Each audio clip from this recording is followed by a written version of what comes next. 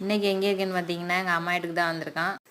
அப்பாட்டு மாட்டுக்கு கொம்பு உடஞ்சி போயிருந்துச்சு. என்னாச்சுப்பா எப்படிப்பா உடஞ்சி அப்படின்னு கேட்டிருக்கல. அப்பா சொன்னாங்க, ஜல்லிக்கட்டு கொண்டு போனேன், அப்போயில டாட்டா ஏசி கதவுல கொம்பு மாட்டிக்கிட்டு அப்போயில உடஞ்சி போச்சு அப்படின்னு சொன்னாங்க. ஏன்னா இப்போ டாக்டர்லாம் பார்த்தாச்சா என்ன சொன்னாங்க அப்படின்னு கேட்டதுக்கு, டாக்டர் வந்து பார்த்துட்டு போனாங்க, ஊசிலாம் போட்டிருக்காங்க, மருந்து கொடுத்துருக்காங்க, அந்த மருந்து தான் போட்டுட்ருக்கேன் அப்படின்னு சொன்னாங்க அப்பா.